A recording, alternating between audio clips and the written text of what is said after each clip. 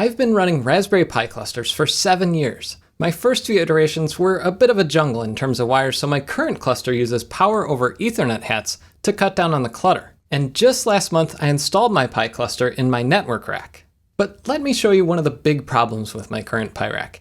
Even though it only takes 1 U of rack space, it only holds a few Pis, and look what's behind it. A lot of wasted space. The Raspberry Pi 4 Model B is a small hobby board. It's not meant to be racked up like a server. But what if there was a Raspberry Pi that used all the depth available in a rack for built-in NVMe storage, a TPM module, built-in PoE, and more? And what if we could fit 16 of these Pi servers in the same space as a 5 Pi 4 cluster? Well, Ivan from Uptime.Lab had that idea and built this, the 0.6 beta version of his Raspberry Pi Compute Module 4 blade. He actually handmade 2 of these blades and sent them to me after one of his earliest prototypes was damaged in shipping. He hand soldered the boards in his workshop, and this time they both arrived intact. The blade uses a Raspberry Pi Compute Module 4, so you get all the performance of a normal Pi 4 Model B, but it's specialized so it can use native NVMe storage, be rack mounted, and increase ARM compute density. For months, I've been waiting to get my hands on one of these boards because for what I do, it's one of the most exciting CM4 boards I've seen. Think of it. Using blades, you could cram 64 ARM CPU cores, 128 gigs of RAM, and 16 terabytes of high-speed NVMe storage in 1 U of rack space. The same size rack only holds up to 6 normal Raspberry Pi 4s. The extra depth of the blade allows for some really cool features. Take, for instance, this built-in PoE daughter card. When you're racking Pis, having to run separate cables for power and network is really annoying. So the blade has a built-in Silvertel AG5300 PoE Plus board. Integrating an off-the-shelf solution for PoE means the power circuit is already validated and can supply extra power to the Pi and NVMe drive, more than 20 watts in this case, if the board needs it. It also has a full-size M.2 M key slot, so you could put any size NVMe SSD into it, or even stick in an adapter and put in a Wi-Fi 6 module or most any PCI Express device. The board even has a TPM 2.0 module built in, so I guess it'll run Windows 11. But more seriously, you can use the TPM module to store cryptography keys, verify the boot process, and help with encryption. It also has a partial GPIO header that lets you plug in a real-time clock or RTC module so you can get a persistent clock, or even a ZimKey 4i for full disk encryption and secure connections to services like Amazon's IoT gateway. Towards the rear, there's a PWM fan header, so a rack enclosure can have speed-controlled fans to keep the Pi cool. The blade also includes more standard ports, like a single HDMI port for plugging in a display for debugging, a single USB 2.0 port for data access, a USB-C port for flashing eMMC compute modules, and a microSD card slot for light models without onboard flash.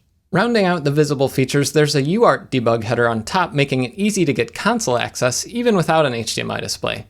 And there are 4 LEDs. First, the standard activity and status LEDs on pretty much every Pi, but then there's also an ID LED controlled by a GPIO pin and an NVMe activity LED. I have a Samsung 970 EVO SSD and a Compute Module 4 Lite with 4 gigs of RAM and built-in Wi-Fi and Bluetooth. To set things up, I'll pop the CM4 on top of the board into the 100-pin board-to-board connectors, then insert and screw down the SSD into the M.2 slot. I flashed Raspberry Pi OS 64-bit to this microSD card, and I'll slide that into the microSD card slot. I can actually boot from NVMe storage too, and I covered how to do that on a similar board earlier this year. There's a link to that video in the description. In this case, I'm okay just booting off the microSD card, at least for now. All that's left is plugging the board into my PoE Plus switch and letting it boot up. If you're going to use NVMe storage with the Pi, it's best to use PoE Plus since it can supply more than 12 watts to the Pi. But if you're not using NVMe, you might be able to get by with a cheaper PoE switch like this small Netgear switch I'm currently using for Starlink. Once it's plugged in, I can find it on my network and SSH into it. Logged into the Pi, I can see all the basic stats. LSPCI shows the NVMe drive on the PCI Express bus. LSUSB shows nothing because you actually have to enable the USB port by adding this line to your boot config file on the compute module to activate it. I formatted and mounted the SSD, and doing a few quick performance tests, I was able to read and write data to it at 415 megabytes per second, which is as fast as the Pi's internal bus allows it to go. If you put the same NVMe drive in a faster computer, it would be able to perform a little better, but it's already a huge improvement over microSD or eMMC storage, and it's even an improvement over NVMe drives and even the best USB 3.0 enclosures with a normal Pi 4. To be clear, this is native NVMe storage on the Pi. It's not using an adapter like the Argon M.2 case or other storage adapters built to work with the Pi 4 Model B. This M.2 slot gives you the fastest storage possible on any Raspberry Pi. To use some of the more advanced features like an RTC or the built-in TPM module, you have to do a little extra setup work. Most end users don't know or care much about TPM, but it's basically a secure element that can do things like help secure the boot process or store crypto keys. But since the Raspberry Pi's bootloader is closed source and doesn't support the TPM module out of the box, it's a little tricky to use it to its full potential on a Pi.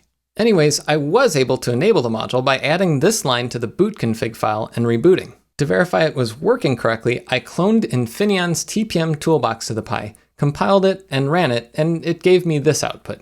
So it seems like it's working, and it's identified as an SLM9670, but I'm not much of an expert at secure computing on Linux, so I'll leave it at that for now. Next up, you can control the ID LED in software because it's attached to the Pi's GPIO pin 23. Running these three commands lets me turn it on. And then I can echo a 0 to the value to turn it back off. Using a Python script, you could manage the LED in software to indicate custom statuses or to help identify a particular blade. ID LEDs are very common on servers since it's often important to identify a server in a rack where there might be 20 servers that look identical. Now, one of these boards on its own is pretty neat, but these blades are built to live clustered in 1U rack mount enclosures.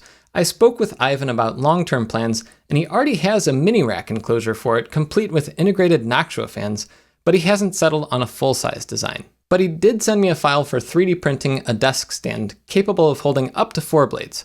I printed this enclosure and put the 2 version 0.6 blades Ivan sent, plus that early beta board that broke during shipping, and even this, the original prototype board design.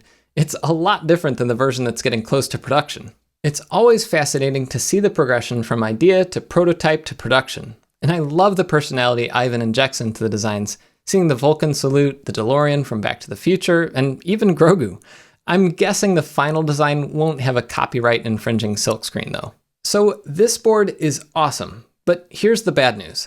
These are 2 of only a few blades in existence. You can't get them yet. Right now, Ivan is working out a few more bugs so he can build the final production version, and his plan is to start a Kickstarter campaign soon.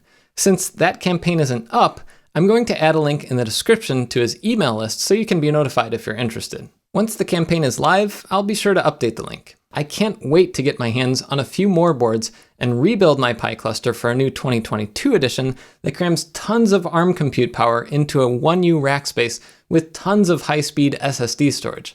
Follow Uptime.Lab on Instagram to find out more, and until next time, I'm Jeff Geerling. 64 ARM CPU cores, Most end users, I don't know why it's so hard to say. I'm not saying that, anyway. Too many P's. The kids are only gonna be gone for a few more minutes. Gotta wrap this up.